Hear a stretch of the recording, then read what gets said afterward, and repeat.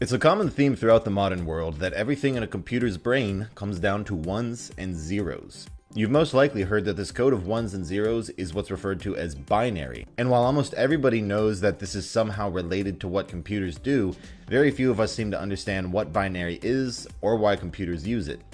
If you want to know, then this video is for you, because it's actually a very simple concept and still quite fascinating. Before we get to computers, let's talk about what binary itself is, as it existed long before computers did. Binary is nothing more than a system of counting. To understand how it works, let's look at two other systems of counting, tally marks and the glorious base 10 positional that we all know and love today. Tally marks are the simplest counting system imaginable. However many things you have, you put down that many marks, easy as pie, but not very efficient. Meanwhile, base 10 positional, which is what we use today, uses a different symbol to represent different amounts of things. With the numbers 0 through 9, we can recognize that each symbol indicates a different amount of things.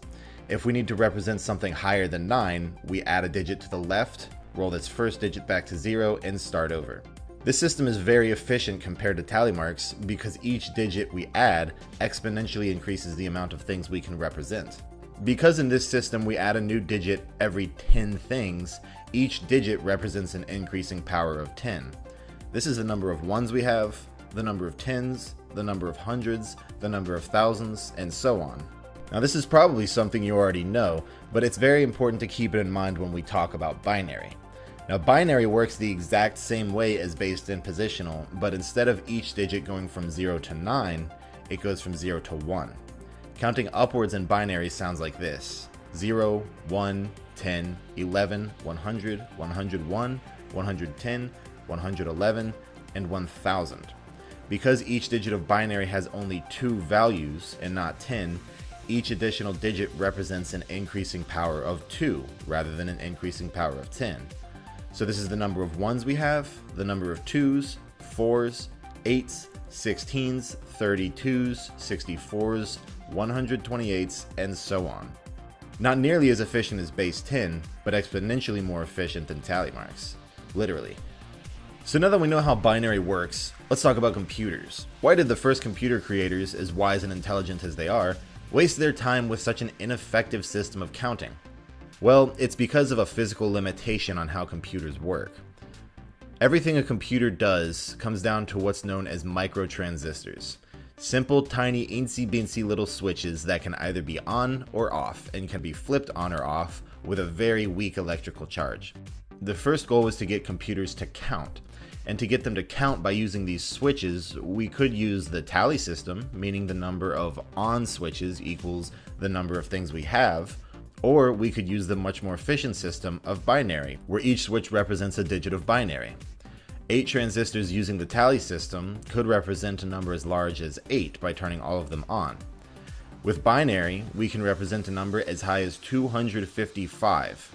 An on switch means a 1, and an off switch means a 0. Now is a good time to mention that a single transistor is what's known as a bit, which stands for binary digit. A byte is 8 of these bits in a row, which means any number between 0 and 255. So if binary is just a system of counting, what do people mean when they explain how to spell things in binary? Well, what they really mean is how to spell things with ASCII. The American Standard Code for Information Interchange is a way to convert a computer's data, which can only be in numbers, and turn it into letters for humans to have an easier time to work with. ASCII simply assigns a character to each value represented by a byte of binary. And because a byte has 8 digits of binary to work with, and 8 digits of binary can represent up to 255 values, ASCII had 255 letters and symbols to choose from, more than enough for the entire alphabet, punctuation marks, and other symbols. For example, the corresponding ASCII number for an uppercase A is 65. Now 65 in base 10 is equal to 1,000,001 in binary. So whenever you type in an uppercase A in a word program, a coding program, or a scripting program or whatever, somewhere there's a little tiny row of 8 transistors arranged in the pattern of off, on, off, off, off, off, off, on, which represents 0, 1, 0, 0, 0, 0, 0, 1 in binary, which is interpreted as 65 in base 10, which is converted by ASCII into an uppercase A. You're likely starting to get a feel for the staggering amount of transistors required to write something as simple as a Facebook status, let alone all the different coding that your computer has to do to make the screen light up, play games, calculate massive values, and so on. Well, long before we got to the point where your phone can play three-dimensional games, it became clear that numbers as high as 255 just weren't going to cut it. Regardless of how many bytes we had, and it was a lot, even adding 4 fully active bytes together could only get a number as high as 1020. To solve this problem, new computers were designed to recognize 2 bytes as one single number. So now, instead of referencing one line of 8 transistors, computers could reference 2 lines, giving 16 digits worth of binary. This was a huge help because it increased the amount of representable numbers exponentially from 255 up to 65,535.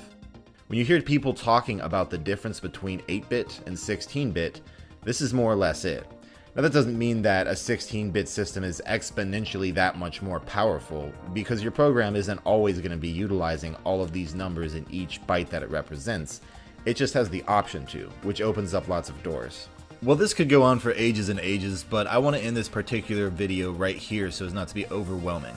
In future videos, I will explain how computers use these numbers to decide which pixel is what color on your monitor, what the different components of your computer are for, and how hard drives store binary digits on a spinning disk rather than in transistors. Thank you for watching, and if you enjoyed this video, liking and subscribing is always a huge help. While I've been enjoying making these instructional videos, I might move them to a different channel soon and continue doing comedic gaming related things on this channel so as not to confuse YouTube's search algorithm, which I think I am.